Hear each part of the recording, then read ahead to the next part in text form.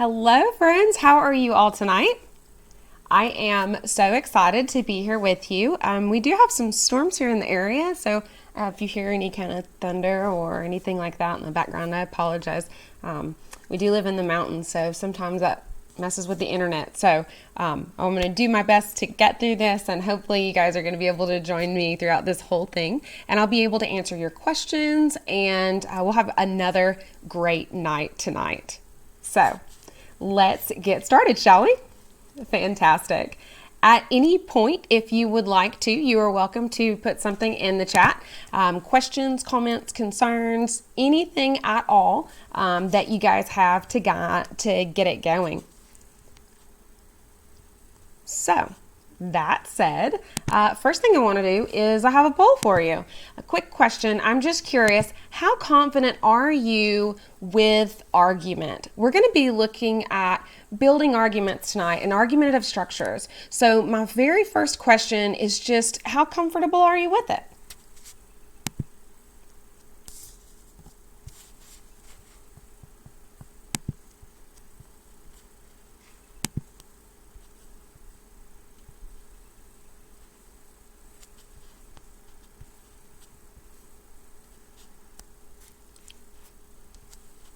All right. I'm going to give this one just a little minute because I saw you guys chat before we opened up there, and I want to make sure that we can address that for tonight. So just as a heads up, tonight's stream is being recorded and it might appear on some of our public channels. If you ask a question, I will actually read what I see when I'm answering those questions, and sometimes I do say names that I see in the chat. So if you don't want your name to appear, please do feel free to change your name and keep that in mind. So, I am Stephanie Kirk. I'm the AP Lang, one of the AP Lang teacher streamers here at Think Fiveable. You can reach me on Twitter. I'm Kirk's Corner. You can reach out to me on Discord, and then of course you can email me, stephanie@fiveable.me, and I'll get back to you as soon as I can. That Discord channel is super cool. I've got the link there to it as well, so you'll have it. So, what are some of the things that we have coming your way? We have our Cram resources. You've got argument practice is coming up on the 27th, and that's going to be like kind of building arguments and looking specifically at how does argument play in all of the different FRQs. So I saw what you guys were posting a minute ago, so you might want to make sure you're there for that one. You got some reasoning and organization trivia coming up on the 28th. On the 2nd of April, we're going to look at evidence in the argument and the synthesis. We're going to do a body paragraph for each of those because they're kind of the same. It's just where the evidence comes from is a little bit different. On April the 3rd, you got some more trivia coming up. So in this stream, we're going to look at layers of argumentation. We're going to talk about a few common structures, and I want to make sure that I'm covering kind of the different varieties that you might see in your classroom. So then we're going to talk about Toulmin's model, kind of recap that because it helps with cohesive techniques. So we're going to look at cohesive techniques within sentences, sentence to sentence, sentence to paragraph, and then paragraph to paragraph for that essay as a whole. And then we're going to talk about putting it together and what are those steps going to look like in each FRQ. And so I actually have an outline, a line of reasoning of the argument for one of each type of FRQ for tonight so that you can start to look at how these pieces come together. So in looking at that chat that you guys had going on, or that poll that we had going on, it looks like we need a little more support, and that's completely okay because we're going to look at building this as we go along the way. I don't think that you're alone in looking at what that argument structure is and how to build it, okay? So the hardest part, I think, is probably finding that evidence. Would you guys agree? All right. So our learning intention for tonight is I'm learning about effective argument structures so that I can build arguments that include complex elements of argumentation. So we want you to be able to explain the argumentative structures, to identify the proper occasions for argument, and then of course to create complex arguments that include some of Toulmin's arguments or Toulmin's elements. And I want to highlight here that this is applicable to all three FRQs, but not only is it applicable in those FRQs, you can use these structures and strategies to break down the prompts in the text that you are given, and that will work on helping you in that multiple choice with the rhetorical analysis, and then being able to think through the argument in those writing questions is going to help you too. So this is a big skill, and we're looking at the bigger picture of this class. So I want you to think about the layers of the discussion, and this is something that a student actually shared with me last semester in our crams, and it breaks down the infamous song Hey Jude into the layers of the argument. And so it lets you see the cohesion between those pieces. So you're looking at it from the lens of hey Jude, don't what? Well, don't make it bad. So what's the alternative? Take a sad song and make it better. Okay. Don't be afraid. Okay, why not? Well, because you were made to go out and get her. Okay. Don't let me down. Well, why? Well, you found her. Now go and get her. So you can see that each of these pieces have an action that goes with them. You've got your don't. That's your primary thing. Don't do this. And moving down, remember to do this, then do this. That essentially becomes like a directive, right? So think of it as the claim. But then you've got the next piece to it. Don't what? Well, don't make it bad. Okay, don't be afraid and don't let me down. So then the next piece is kind of the backing that makes those two pieces come together. Well, what do you mean don't make it bad? Take a sad song and make it better. So that third piece helps make sense of those previous two chunks in that logic. And you see the same thing with remember. Remember to let her into your heart. Remember to let her under your skin.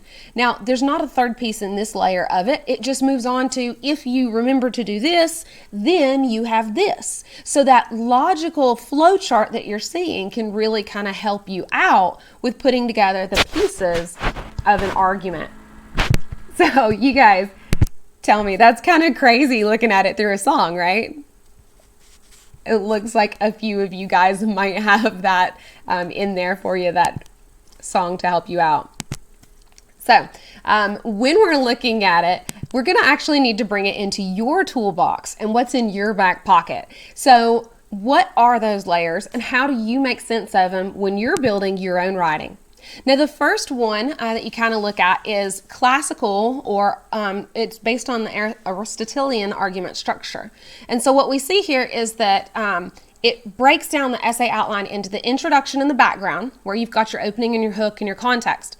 You've got your position and proof, so that's your claim and the evidence that's going to support it, and your concession and refutation. That's kind of where you're dealing with the counter argument, or you're addressing the opposition. When you address the opposition, you're actually strengthening your argument because you're saying, hey, I've thought about all these sides, and this is where we're looking at what those pieces are. And the final part is conclusion. It's the call to action. It wraps it all up, summarizes those ideas. Now you might notice there's a QR code here. That's going to take you to the Purdue website's guide to the classical structure. And when we started talking about classical structure earlier in the stream, someone said, hey, is that at all related to the classical oration? Well, it absolutely is. So I wanted to just make sure that we compare that. Now, if you look at the if you actually look at that link that I shared in the QR code on the previous page, you will see that it drops down and it explains that that classical structure comes from classical oration.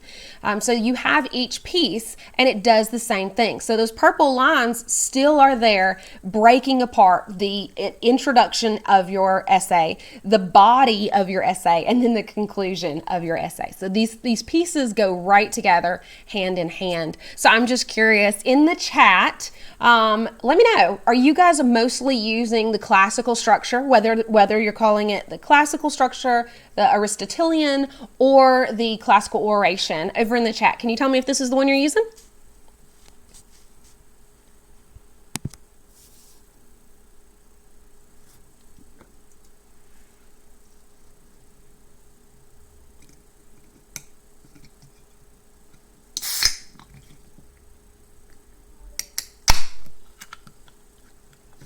What structure are you using? Okay. Do you know why most of you guys are using classical? Because research has shown that it's the most effective one. And so many teachers will harp on classical Okay, so what we're going to do is I just wanted to kind of make sure and address some of the others because I don't want it to seem like we're completely dismissing other types of arguments. So Rogerian argument is also one method that is used. Now, many teachers will teach this because, like, if they use the Everything's an Argument textbook, it's in that. You can see there's the QR code that's going to link you to the Purdue page. So it's in a lot of pieces. It's not like it's a new thing. I didn't just kind of make that up. But the idea behind the Rogerian argument is that you can't really address it if you don't really understand it. And so it's, again, those purple lines kind of break it down for you again with the introduction, the body, and then the conclusion. And so with the Rogerian, you're looking at the introduction context, and that's the bulk of the writing. Okay, and then it moves into the speaker's position. So here's your claim, and here's your evidence, here's all of that there. And then at the end, that conclusion piece becomes like, here's why you should too. So it's kind of like, this is why it benefits you. And notice that the bulk here is in that explanation of the introduction and the context. And since that is the bulk of it, it helps to give you what they consider a more full and fair and sympathetic state that can help you to truly decide. Oftentimes, Rogerian arguments kind of connect with like concession or like meeting in the middle as well. So sometimes if you're planning to qualify, your teacher may suggest Rogerian argument. I, in general, look at it and kind of move right beyond it in my classroom because the classical structure is what most of us are used to, and because we, in looking at these essays, we don't need 5 paragraphs of context. We need to spend more time focusing on the commentary and analysis of the evidence, and that's why this one may not be the best option that's available. So, couple of occasions for argument. If anyone is familiar with Jay Heinrich's Thank You for Arguing, happen to have it right here. If you have not read this book, you're unfamiliar with it, I highly recommend it. It's a great text. One of the things it really goes into, though, is the occasions for argument and the value of looking at tense in arguments. Now, this is a trick you can try on pretty much anyone. I can't tell you can't use it on your parents or guardians because I'm not teaching you to like use rhetoric on them. But try this out on your own. When we're talking about the past tense, we're talking about forensic argumentation. Okay, typically this is in business, government, or like in academic studies. It's talking about the evidence or testimony. Essentially, it's trying to recreate. So this is what we know based on what has happened or based on the precedent that has been set. This is where we're going next. Okay. So from there, we're looking at deliberative argument. This is about what will happen or what should happen or the future, okay? Now, one of the things that Heinrich says is that if you shift your argument into the future, because the issue isn't what happened in the past, the issue is how we get better in the future. And so that would be deliberative. Now, this can be speculative in nature, like you are thinking this is probably going to be the way it is. And of course, there's no guarantee. So when you're evaluating your bias in your argument, you got to think about that too. So the next one would be epidectic or ceremonial argument. These are arguments about the present, things that are happening right now. They typically involve things that we value and widely held beliefs that are out there. This is something that might be debated in society. Now, as you might have noticed, College Board really seems to like commencement speeches. Are you with me? Have you been doing a lot of commencement speeches there in your classes? Of course you have. That's where this falls, and these are often publicly heard. So when you walk away from this particular piece of tonight's learning and you're thinking about an argumentative layer and something in your toolbox, I want you to remember the role of the tense in terms of what you're trying to get for your outcome. Okay, so things that are in the past, Typical in business, government, we're looking at, based on what we know, what has happened, here is what is likely to happen, or here's what we think it could be, okay?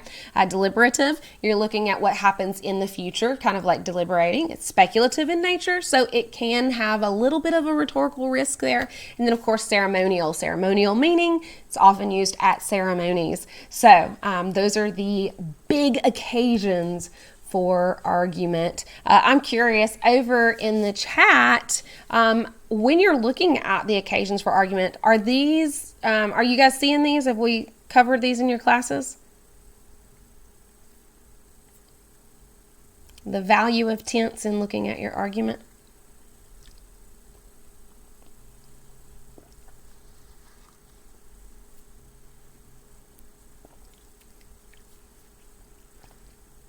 Okay. Now you know. The more you know, right?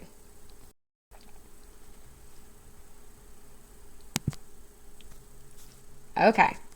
So some of you guys are saying that you haven't necessarily addressed them by those names, but it is possible when you are looking at it, you may go into detail in it as you move forward in the future. And then I know that those are not typically mentioned very much in, if your teacher uses language of composition, which is a really common textbook right now. So those will be there to help you.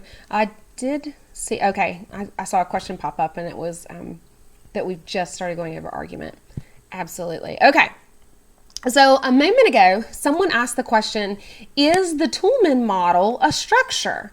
And it absolutely is a structure. So I had, we talked about it kind of briefly the other day, and I wanted to just kind of look at the Toulmin model with you for a moment. So you can see you got the QR code up there as well. That QR code goes to produce explanation of Toulmin argumentation in terms of looking at it by the layer and by the piece. Now, I want to kind of highlight that Toulmin helps you with the paragraphs. Your whole entire essay has its own Toulmin structure. We're going to look at that here in just a minute. But I just wanted to kind of see where we stand with this structure. So let me add this poll for you.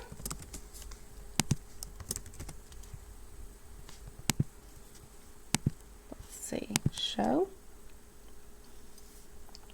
So I'm familiar, my teacher uses Toulmin. Now this is such a big one for me in looking at what that structure is. Now your teacher might not use Toulmin as a name, and the reason for that is because the Toulmin model was originally created as a way to help students break down existing arguments with older texts.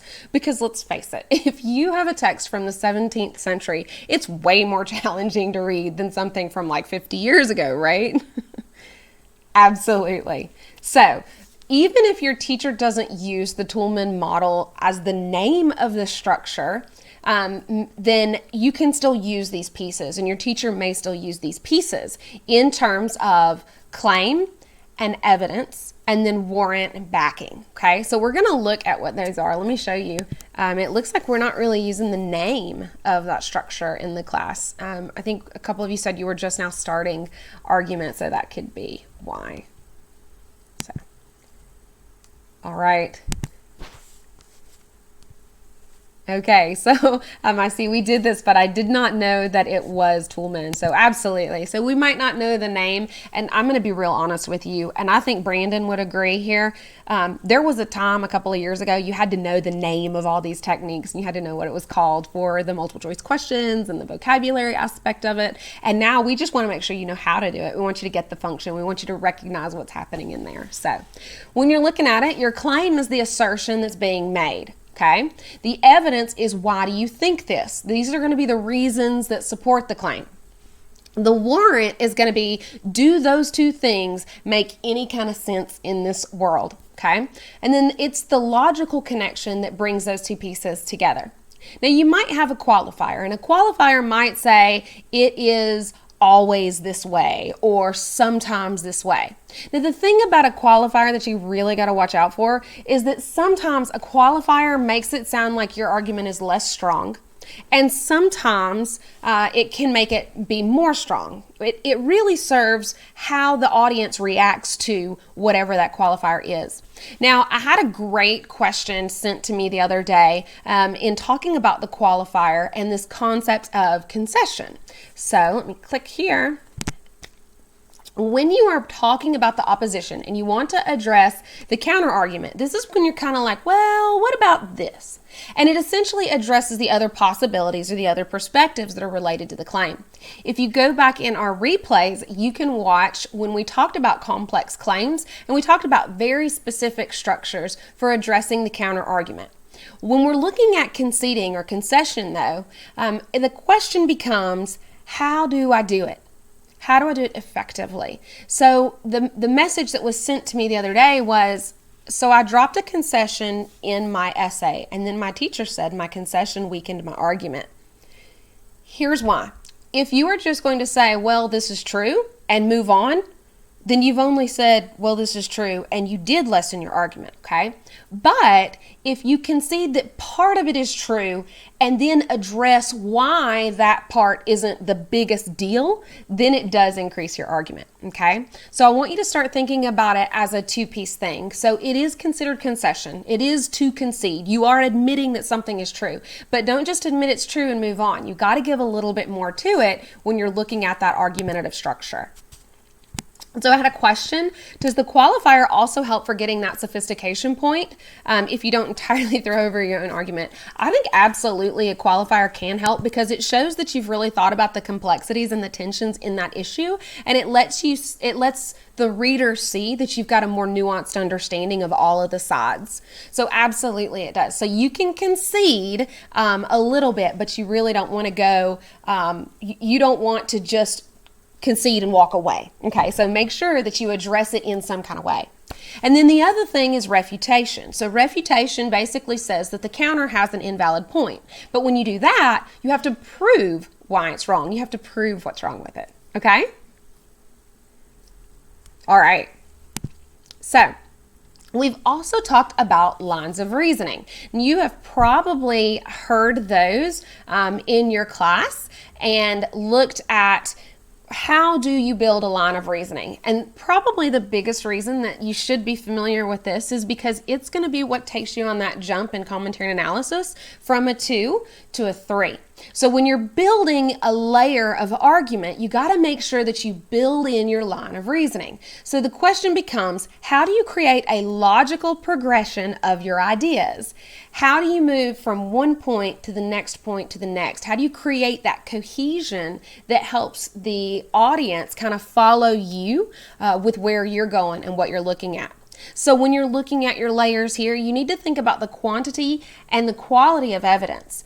You don't have to give, if you're looking at using the REHUGO structure for argumentation, you don't have to give 6 different pieces of evidence because you really want to make sure that the quality works. And I noticed in the chat, some of you guys said that you realized that you had started with like a personal experience, and then the next thing you know, your whole essay is your personal experience and it's not the strongest argument being made. And that's a great thing to recognize because you've got to look at the quality as well. So if you can spread it out and bring it from a couple of different places, whether you're looking at the rhetorical analysis and you're trying to bring it from the beginning, the middle, and the end, whether you're looking at synthesis and you're trying to bring it in from a minimum of 3 sources, Ms. Kirk says use 4, or if you're doing the argument, you definitely want to pull in those different pieces there too.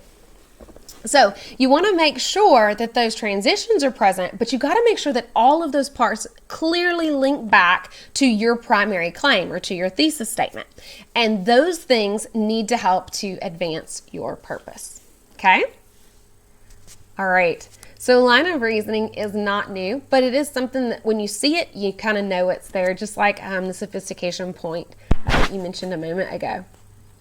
So another thing that can help you with your layers is the modes of development. So these are those basic text structures that you look at when you were younger in school. Things like, here we have specific examples: narration, cause and effect, compare contrast, definition, description, Problem solution could be one. There are a lot of different ones that can be used. Process analysis. Now, in general, because of the fact that these have spelled out these exact ones, I would definitely make sure that you know them and put them in your toolbox too.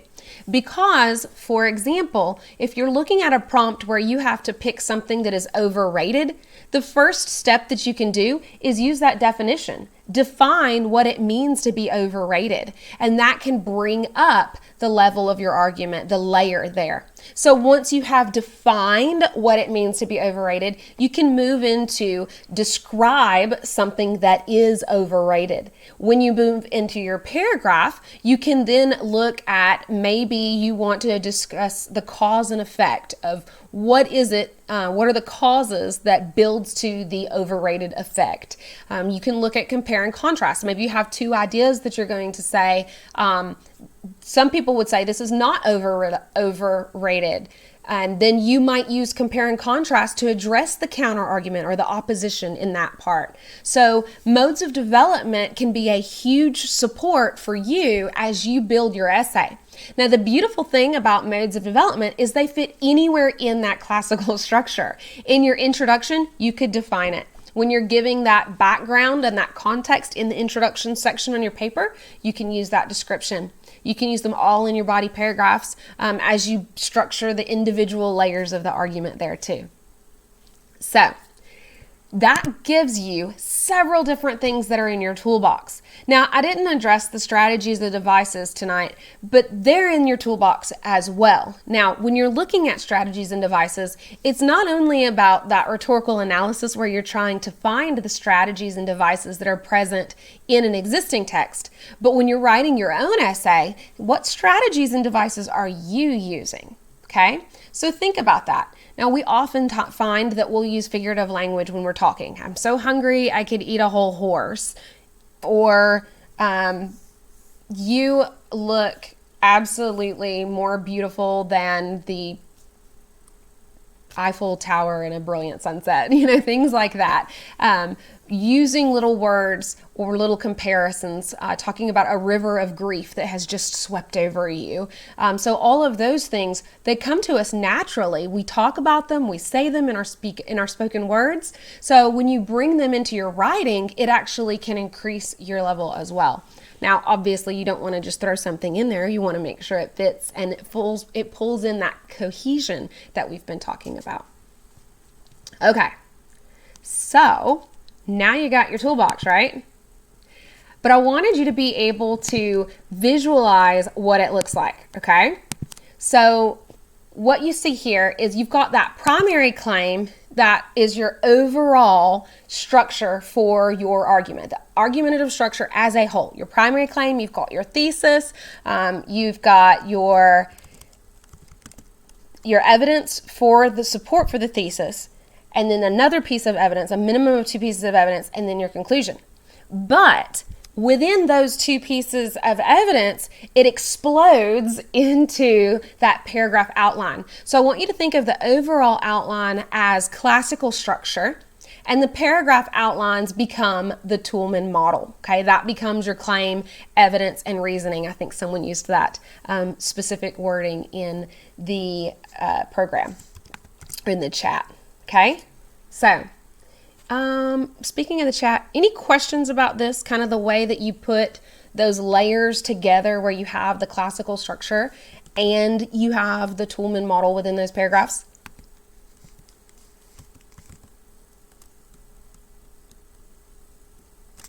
So these are some of the basic elements that we kind of identified when we were looking through and kind of planning. But I have a question for you. Is there anything that you think we're missing?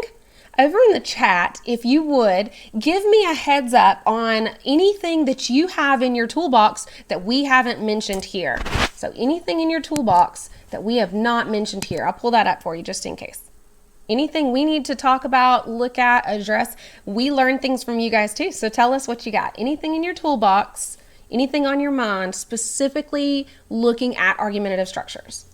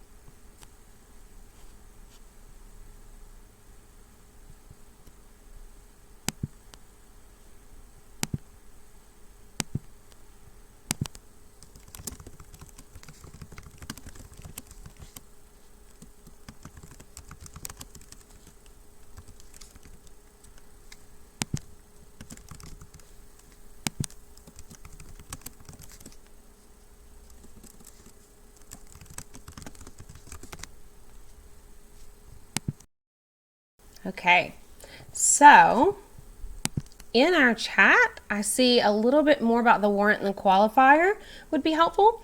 And then Sam actually made a great point. Make sure to go through your essay and answer all possible questions a 3-year-old would have about writing to keep assumptions from happening. And I love the way that you word that, because we can definitely think about that 3-year-old going, why, but why, but why? And I know that I'm really bad to do that when I'm actually reading, writing as well. And I probably write why on papers way more than any other word. Explain why, tell why. Absolutely. Okay, so warrant and qualifiers within paragraphs are a really good idea to help to show the layers of complexity with each individual piece of evidence that you have. Okay, so in the beginning, you guys were not feeling the most confident about your arguments, okay? You kind of felt like argument falls apart. And you know what? Sometimes argument does fall apart. That's true. But hopefully by looking at the tools in your toolbox, you feel a little bit better about it. So my question to you is, I feel better about my argument toolbox. Because maybe you just didn't know all those things are there. How do you feel about your argument toolbox? Do you feel better about it now?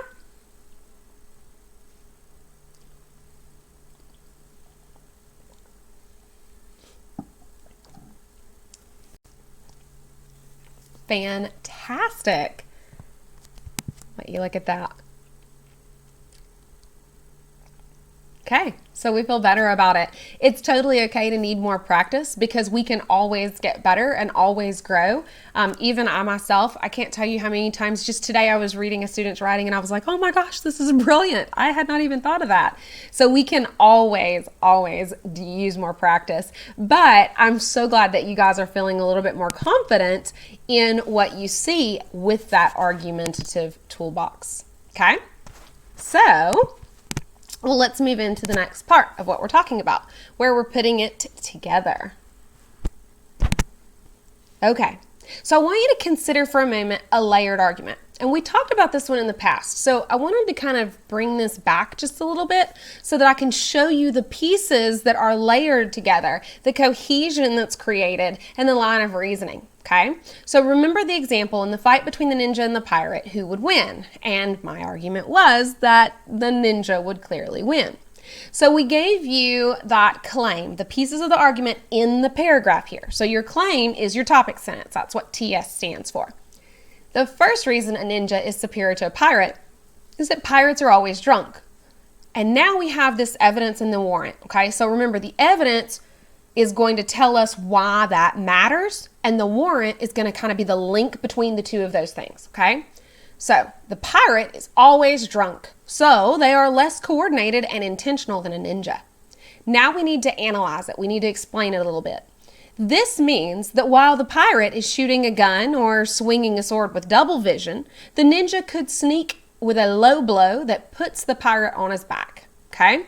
With that analysis of the evidence, what you see now, the phrase, this means that, is a phrase that many teachers really hate. And many teachers will say it's okay to use that at the start, but try to come up with a stronger way of wording that in the future. I think it's a great tool to start with because it helps you to remember evidence and explanation, okay? Now, a moment ago in the chat, someone questioned about qualifiers within the paragraph. And so here's an example of how you build a qualifier, or I guess the concession, in the paragraph. Instead of having a separate paragraph all by itself, you can build it in here. While pirates are generally with a group and ninjas work alone, a singular sober assassin can easily create a single movement with multiple limbs and a roundhouse kick to ward off multiple drunken pirates with one good eye. Okay, so the idea here, that kind of concession, if you will, is, okay, ninjas travel along, pirates are with groups. But why does that matter? So we have that concession. Yes, this part is true. We've addressed why that doesn't really matter by providing a new claim and more evidence, right? So the complexity there is a little bit more increased.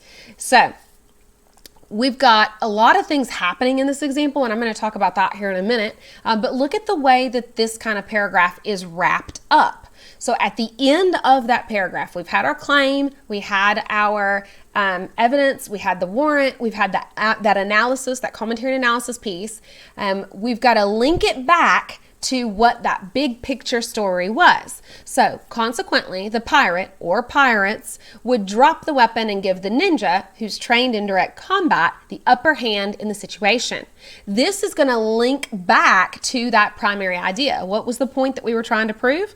Oh yes, we were trying to prove that the ninja would win. Even though we spent this whole time talking about pirates being drunk, we need to remind our reader what we're really talking about. Okay?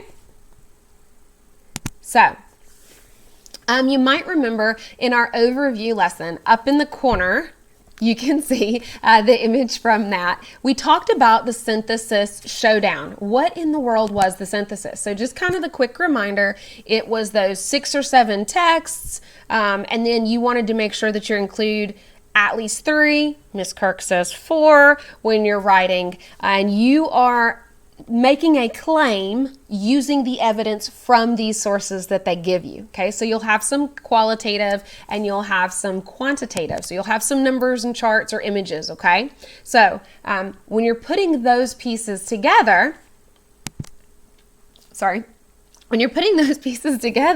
your suggested layer is going to follow the same thing.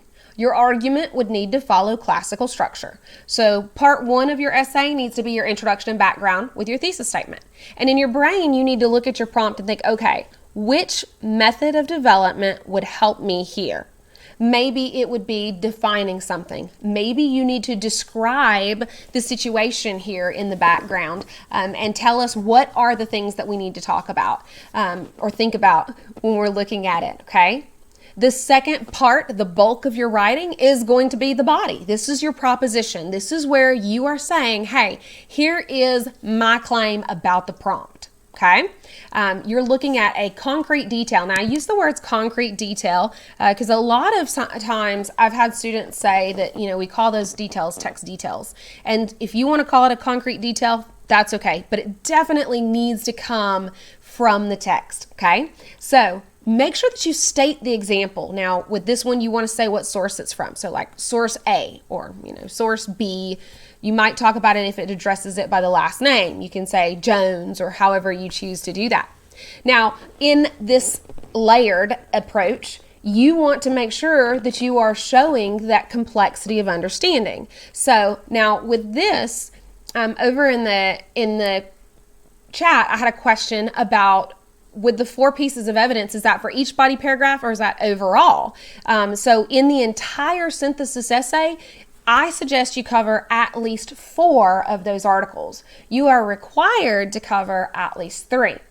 Now, you can very easily, when you're given the introduction and the background, you can very easily mention, just in passing, the visual image that you're given. Okay, and we'll talk about this more when we're looking at the synthesis FRQ tips and tricks cram as well. But I kind of wanted to go ahead and address that question here. So when you're looking at it though, within the body of the paragraph, you actually need to have a minimum of 2 pieces of evidence. And that just goes back to this old MLA concept. If you have an A, you have a B. If you have a 1, you have a 2.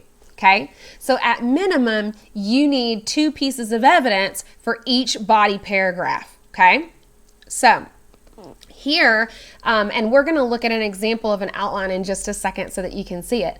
But if you wanted to bring in another text detail from another source, you can absolutely do that. Okay, you would just throw that in right there. So let's say, for example, A and B is from source 1, C and D is from source 2.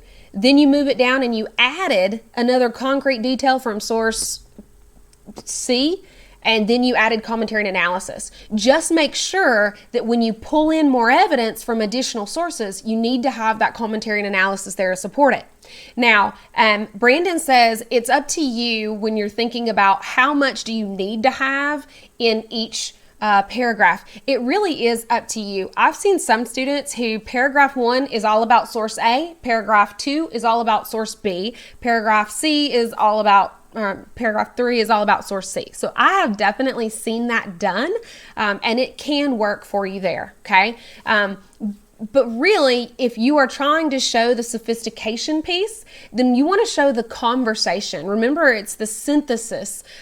So if it's considered that synthesis, you are synthesizing, you're putting those pieces together, okay? There was another question. I think Brandon's doing a great job over there. Thank you, Brandon. All right.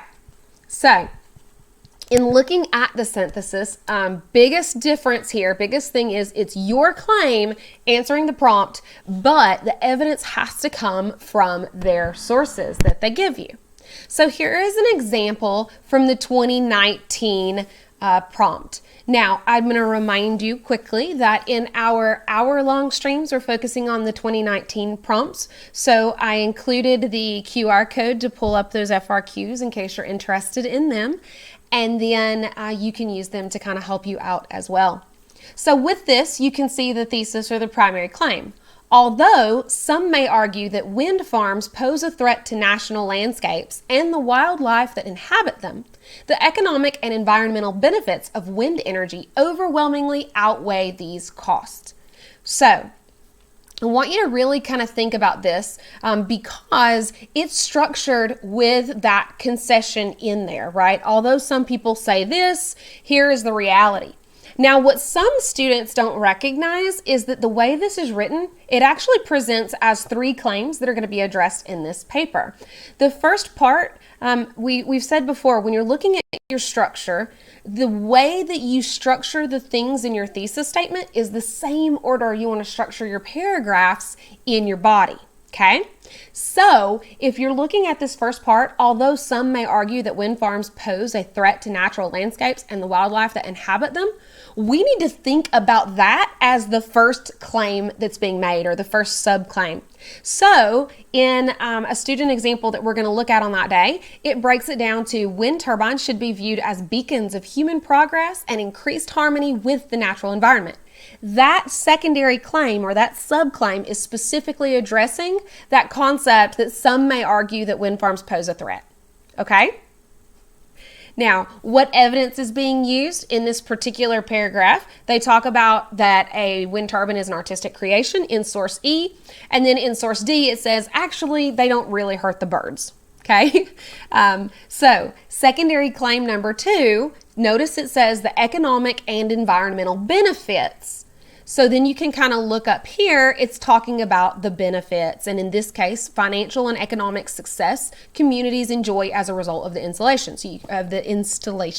So you can see the economic aspect being brought in right here. And then it brings in 2 different sources. It brings in D, McCamey's economy, and then it brings in F, some stats that are there about the different types of energy and the cost of those energies. And then this piece at the second part, the economic and environmental benefits outweigh the cost. So then it moves into looking at claim 3 that's presented here, amongst the most environmentally friendly of energy sources. And then it moves into, here's an example of what was mentioned in the chat. This body paragraph only addresses source B. So it's totally okay because it still hits those 3 separate sources, but this paragraph works really well. Okay? All right, so that gives you an idea of what the claims in your argument would look like for a synthesis. Notice the way these pieces come together. All of the body paragraphs, all of the subclaims are going to support the thesis statement. Anybody have any questions on that in the chat for me?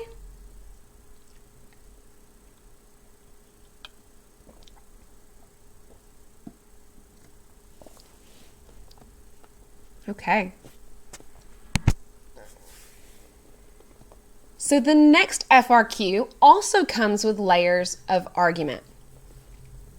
You may remember when we did the overview, we were talking about the rhetorical recipe for this particular part, okay? When we looked at it, we talked about how this would definitely be nonfiction and that it would be you looking at your claim about their claim. So what does your structure need to look like here? So the argumentative structure of FRQ2, or the rhetorical analysis, is that introduction in the background with your thesis statement. Now remember, your thesis statement is your claim about their claim, okay? Your claim about how they reveal their claim. And looking in general, you do kind of want to address the effectiveness of it as well. Your body paragraphs, again, will be the bulk of your writing. In each paragraph, you would need to have your concrete detail, something specific from the text that's given. So those of you who were participating in the rhetorical reading of the Gandhi text, you saw in the commentary and analysis looking at those specific pieces of evidence of what that exactly looks like. How did you bring that in to prove it? Then move on to explain the example and analyze it for how does this show what the writer knows about the subject and the audience and the speaker. And then, of course, moving into the next piece, how does it show understanding of the audience's needs and beliefs and values in a way that helps to achieve the purpose. Same thing with concrete detail 2. And then the commentary and analysis. If you choose to have a third one, you would just plug it right in there in that paragraph, and then you want to close that paragraph out with a concluding segment. Now, this would repeat for at least a second body paragraph, and then move into your conclusion. So if you wanted to have a third paragraph, you absolutely would, and you would just repeat that structure in the FRQ2, okay? Now, since we just spent a little bit of time with the Gandhi one and looking at it, I thought we could talk about that example that we had with the pirates, okay? So when we're looking at it, a quick rhetorical analysis, we've got this strategy of by belittling the drunken nature of pirates and highlighting the impressive skill sets of ninjas, Kirk has wisely asserted that given the unlikely battle should arise, a ninja will effectively take out a pirate. And then it kind of highlights those devices. Those devices then become the evidence. So the question is, how do we visualize that argument? So it would be the same essential thing. In this one, note there are going to be 2 body paragraphs. So you have 2 like secondary claims or subclaims. So what's the first one? The first one is a major play made by the author is something as simple as belittling the drunken nature of pirates. In using these 2 subclaims, notice that there's a prep for 3 pieces of evidence. The first evidence is calculated diction. Then the commentary and analysis is going to focus on how those words create subconscious bias in your mind. The next piece of evidence in this paragraph is going to be familiar imagery. And then the commentary and analysis is going to focus on the images of ninja movies versus pirates binging, okay? And then that third piece of evidence would be the backhanded concession. And then it would have commentary and analysis that focuses on what that looks like. A secondary claim, notice the line of reasoning transitioning here. So the first one was a major play made is something as simple as this. Now we've got another transition, line of reasoning. Once the subconscious plant of the after effects of alcohol are active in the reader's mind, Kirk moves to, here's the next thing. Okay, so notice that shows you that clear cohesion in the argumentative structure with that line of reasoning. So you're going to have the evidence and then the commentary and analysis that goes to support that one as well. So, any questions about the structure of the argument in the rhetorical analysis?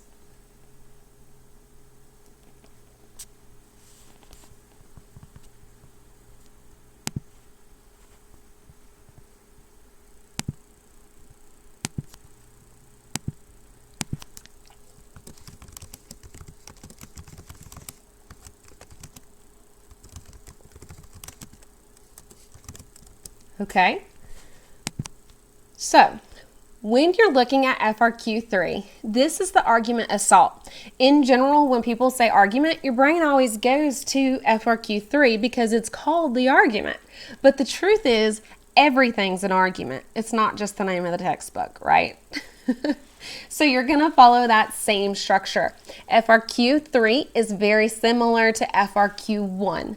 The difference is your claim about the prompt has concrete details from your brain in FRQ 3, whereas it comes from those sources in FRQ 1. So you've really got to think about it. Now, you've got to be able to explain why that piece of evidence that you have chosen supports that answer that you have given to the prompt. Now, you really want to make sure that you know your aspects here as well. Remember I mentioned that overrated one earlier? Well, believe it or not, when we had that one, some of the students said that they wrote that College Board was overrated. You heard me right. You want to make sure that you think about your aspects. Who are you writing to, and what are their values? What are their beliefs? What are their needs? How can you prove to them that you are credible and trustworthy in talking about this topic? Your evidence and commentary, that analysis piece, is going to be what allows you to do this in a successful manner. You're going to follow that same format for each paragraph: the concrete detail from your brain and commentary and analysis. The concrete detail from your brain, the commentary and analysis. If you choose to add in another piece, you absolutely can do that. But within the bottom of that paragraph, you would want to make sure that you link it back to your overall claim and then move into the conclusion of your writing. All right. Uh-oh, did you guys see what Brandon wrote in the chat? He knew 3 people who wrote that the College Board was overrated. It happens. It happens. I had people that told me that too. All right. So let's look at an example here. I wanted to just kind of reiterate, where does your evidence come from? Because I get this question all the time. Now, your teacher may have a different mnemonic device for you. Some teachers are using chores. Some teachers are using other elements. I have used REHUGO just because when I first started teaching Lang, that was something that was taken from the DBQs, and our Lang course was actually at that time paired with APUSH, and so it just made sense to use the same one. A lot of Lang teachers actually use REHUGO as well, so that's kind of where it comes from. So one thing I would encourage you to do is, just like you mentioned in the chat a few minutes ago, you felt like you were always pulling from the same place when you're doing your personal experience. I would encourage you to branch out. You can pull something from reading, something from history, and something from government, okay? Something from your observations and experiences, and something from education, something from entertainment. Pull it out from different places. Don't let it all come from one single place. So what does that look like? Well, here is an example from that overrated prompt, which was 2019. When considering the downsides, capitalism is clearly overrated as it commodifies humanity and uplifts a minority at the expense of the majority. Notice the way that the line of reasoning pulls through. One of the key problems with capitalism is how it commodifies basic humanity. Okay? What is the evidence? Millions of people starve. Not an issue of resources, but distribution of those resources. Moving over into the next piece of evidence, there's clear failure to protect humanity occurring in Flint, Michigan. You can see very specific examples. So it really kind of funnels it down in this example. It goes a little bit general and then a little bit more specific.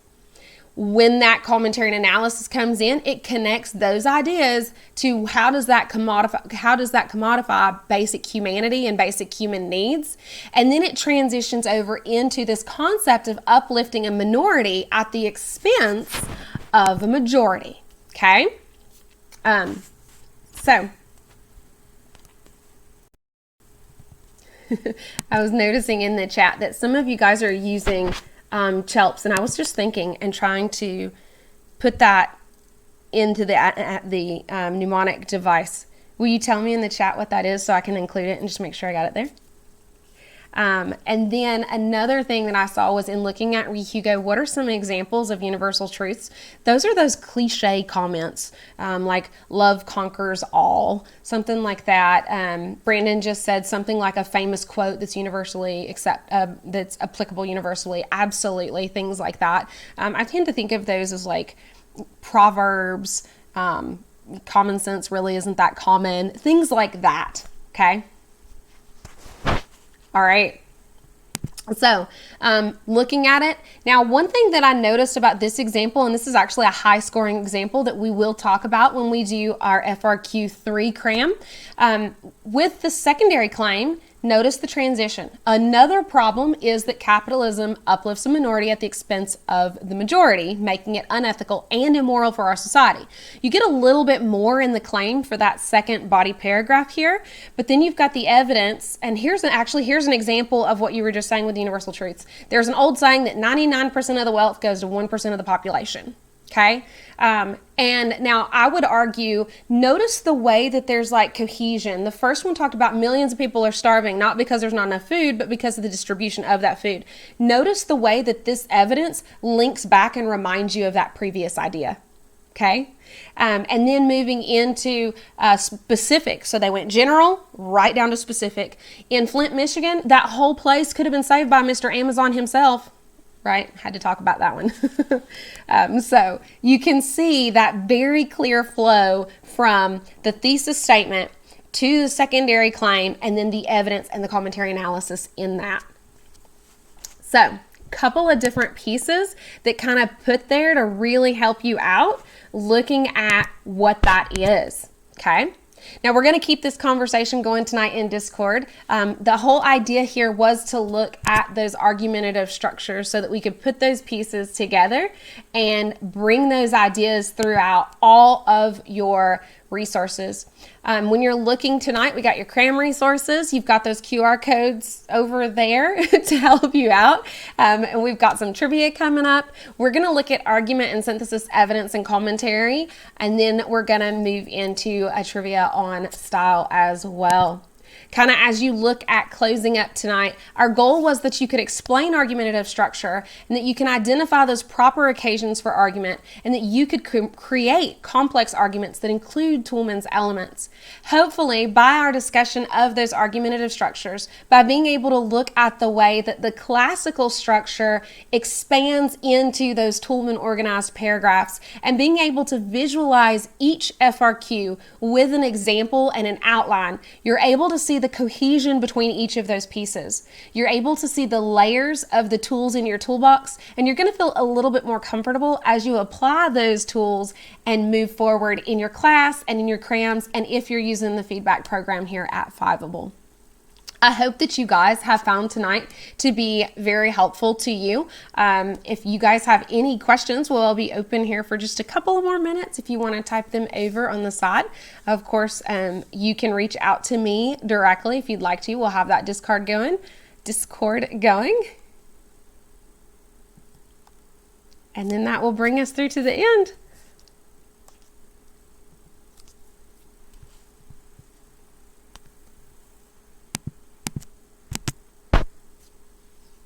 Anybody have any questions for us tonight?